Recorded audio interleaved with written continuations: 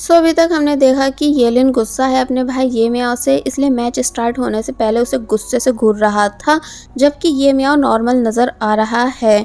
कि तभी येलिन को वो सभी बातें याद आने लगी जो उसने ब्रेकफास्ट के टाइम ये मियाओ से की थी। यानी वो सुबह शॉक रह गया था ये जानकर कि ये मियाओ र्यूनिंग से बचपन में मिल चुका है, जहाँ उसने उसकी स्केच भी बनाई थी। मगर फिर कहता है कोई नहीं, मैं समझ गया, तुम ब्रेकफास्ट करो।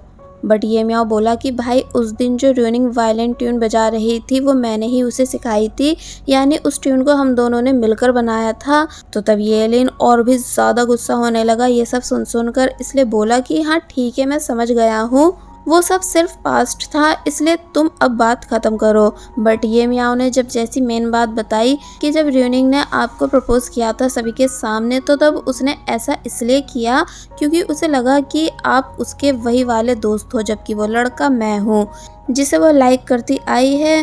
तो तब येलिन का सब्र टूट गया, इसलिए वो उठकर कहता है कि मैंने कहा ना ये सब पास्ट था, जब वो तुम्हें लाइक किया करती थी, बट प्रेजेंट में अब मैं उसके साथ हूँ और आगे फ्यूचर में भी हमेशा मैं ही उसके साथ रहूँगा, इसलिए अच्छा रहेगा कि तुम सारा पास्ट भूल जाओ। तो तब अपने भाई को इतने ज़्यादा गुस्से में देख ये मियाओ कुछ नहीं बोल पाता है। इसका मतलब अब येलिन कंफर्म है अपनी फीलिंग्स को लेकर कि वो र्यूनिंग को लव करने लगा है, इसलिए उसे अपने भाई को नहीं देना चाहता। स्टोरी वापस से प्रेजेंट में आई जहाँ मैच स्टार्ट हुआ एंड दोनों ही काफ़ी अच्छा खेले। मगर जब जैसे ये मियाओ बॉल फेंक कर जीतने ही वाला था, मगर तभी र्यूनिंग को देख फ्रीज रह गया, इसलिए येलिन उससे बॉल लेकर खुद मैच जीत जाता है एंड काफ़ी ज़्यादा खुश भी नज़र आ रहा था। मगर जब जैसे उसने नोटिस किया कि ये मियाओ नॉन स्टॉप र्यूनिंग को देख रहा है, तो तब उसे बिल्कुल भी अच्छा फील नहीं होता। शैन भी दूर से ये सब नोटिस कर रही थी, इसलिए बोलती है कि एक प्रिंसेस ही होती है जो कि जब जैसी आती है तो सारी अटेंशन ले लेती है। वेल ये सीन यहीं कट होता है और अब दिखाया गया है कि सभी लोग जा चुके हैं सिर्फ शैन को छोड़कर, यानी भूख के मारे उससे हिला तक नहीं जा रहा। कि तभी अपने क्लासमेट को एक्सपायर बंस ले जाता देख वो उससे बोली कि अरे तुम तो मेरे क्लासमेट हो ना, इसलिए क्या मैं तुम्हारी हेल्प करवा सकती हूँ इन्हें फिकवाने में। तो तब वो स्टूडेंट बोला कि बिल्कुल, मगर क्या पहले तुम मुझे बता सकती हो कि मेरा नाम क्या है। तो ये सुन शैन चुप रह गई क्योंकि उसे उस लड़के का नाम नहीं पता था। एक्चुअली ये वही लड़का है जो कि शैन से दोस्ती करना चाहता था, इसलिए उसने शैन को मास्क दिया था और फिर जब शैन जाने लगी थी तो तब भी वो उसे और भी मार्क्स दे रहा था बात करने के लिए। बट शैन गुस्सा हुई कि तुमने र्यूनिंग को तो मेडिसिन दी और मुझे ये मास्क, क्या मेरी बीमारी बीमारी नहीं बल्कि इन्फेक्शन है जो तुम सभी लोगों में फैल जाएगा, जो तुम मुझे ये दे रहे हो। और फिर तभी वो उस मास्क को उस लड़के के ऊपर फेंक कर चली गई थी। इसलिए अब प्रेजेंट में वो लड़का शैन से बदला लेने लगा कि पहले तो तुमने खुद कहा था कि मैं कचरे का ढेर नहीं, बल्कि अब तुम खुद ये कचरा मांग रही हो खाने के लिए, है ना, क्योंकि मुझे पता है कि तुम बहुत ही ज़्यादा गरीब हो। इसलिए चलो कोई नहीं, ले लो ये बंस, वैसे भी मैं इन्हें डस्टबिन में फेंकने जा रहा था और तुम कौन सा किसी डस्टबिन से कम हो।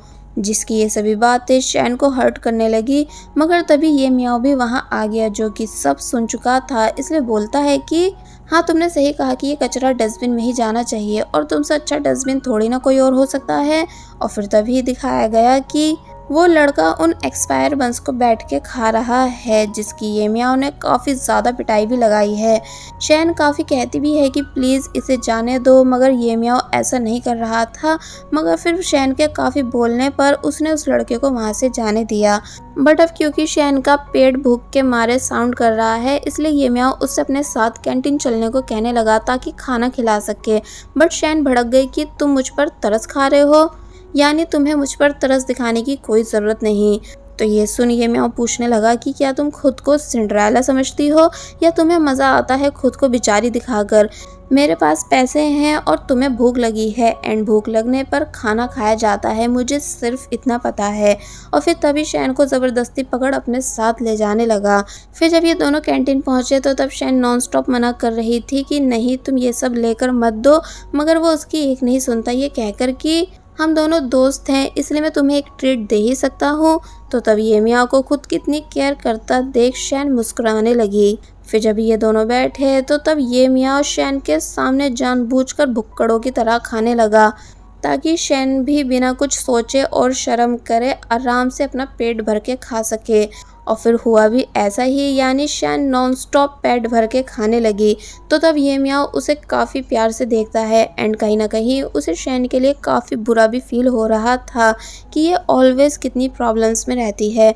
अब हमें र्यूनिंग दिखाई गई जो कि कैटी के साथ है कि तभी येलिन को देख वो उसके पास उसे हाय हेलो करने आई। तो तब येलिन भी खुश हो जाता है र्यूनिंग को देखकर, जिसके बाद ये दोनों साथ में बाहर बैठे जहाँ र्यूनिंग कंफ्यूज हो रही थी कि अब भला मैं कैसे येलिन को सच्चाई बताऊं। मगर येलिन खुद से बता देता है कि मुझे ये मियाओ सब कुछ बता चुका है कि तुम बचपन में ये मियाओ से मिली थी एंड उसको मैं समझकर तुमने मुझे प्रपोज किया था। तो तब र्यूनिंग शॉक हुई कि क्या ये मियाओ आपको ऑलरेडी ये सब बता चुका है। तो तब येलिन कहता है कि हाँ, एंड जब तुमने मुझे सभी के सामने प्रपोज किया था तो तब मैंने तुम्हें आंसर नहीं दिया था जो कि मैं अब देना चाहता हूँ और वो नो है। तो ये सुन र्यूनिंग सैड हुई कि क्या सीनियर येलिन को मैं बिल्कुल भी अच्छी नहीं लगती, इसलिए वो नॉन स्टॉप येलिन को सॉरी कहने लग जाती है सभी मिसअंडरस्टैंडिंग्स के लिए। येलिन कहता है कि मैं यहाँ तुम्हारा सॉरी सुनने नहीं आया। तो तब र्यूनिंग बोली कि हाँ, आप तो मुझे रिजेक्ट करने आए हो क्योंकि आप मुझे पसंद जो नहीं करते। तो तब येलिन ने रिवील किया कि मैं तुम्हें पसंद नहीं बल्कि लव करने लगा हूँ, वो भी बहुत ही ज़्यादा। इसलिए चाहता हूँ कि तुम पास्ट की सभी बातें भूलकर मुझे लाइक करो, यानी अब हमारे बीच कोई मिसअंडरस्टैंडिंग नहीं हो बल्कि सिर्फ ट्रस्ट हो, ताकि बाद में मुझे ऐसा फील नहीं हो कि जैसे मैंने किसी और के प्यार को छीना।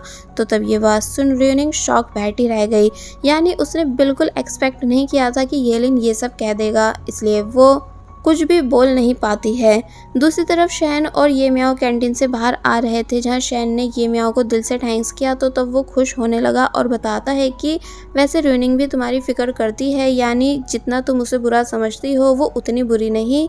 एंड मुझे पता है कि उस दिन उसका हेयर स्ट्रेटनर भी तुम्ही ने ख़राब किया था, क्योंकि जिस तरह से वो ख़राब था साफ पता चल रहा था कि उसमें किसी ने छेड़छाड़ की है। तो तब शैन पहले तो गुस्सा हुई कि तुम हमेशा र्यूनिंग को ही करेक्ट क्यों बताते हो, मगर फिर बाद में अपनी गलती एक्सेप्ट कर लेती है कि तभी ये मियाओ शैन को कैंटीन कार्ड देने लगा, ये बताकर कि तुम इसे जब चाहो तब यूज़ कर सकती हो एंड ज़्यादा सोचने की ज़रूरत नहीं, मैं तुम्हें ये एक दोस्त होने के नाते दे रहा हूँ।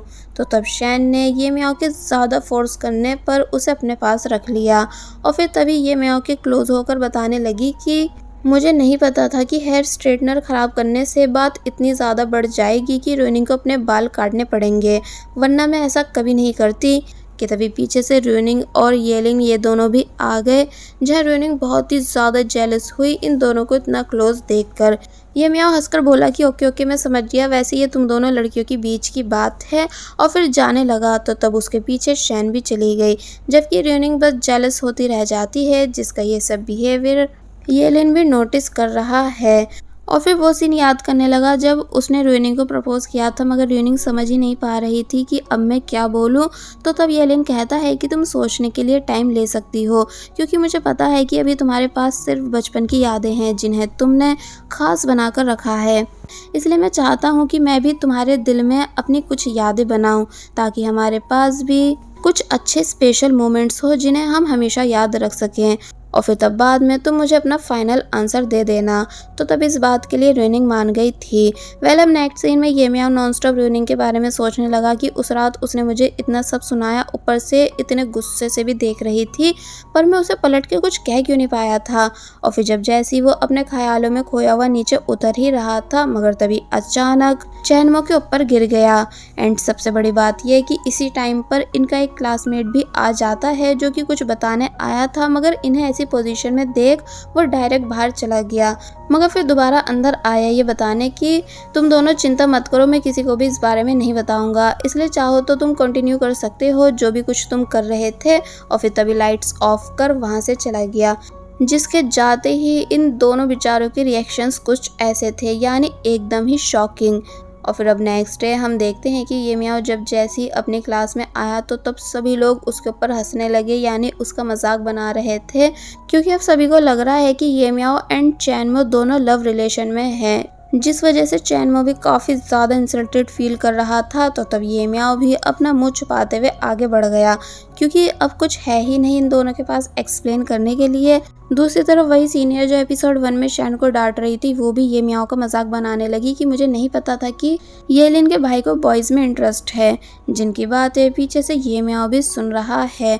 बट अब क्योंकि रूनिंग भी ये सब सुन चुकी थी और उससे ये सब बातें बिल्कुल बर्दाश्त नहीं हुई, इसलिए वो डायरेक्ट सीनियर के पास आकर उसकी इंसल्ट करने लग जाती है, ये कहकर कि अरे ये क्या सीनियर, आपके फेस पर कितने सारे डार्क सर्कल्स एंड रेशेज हैं, ठीक बूढ़ी औरत की तरह।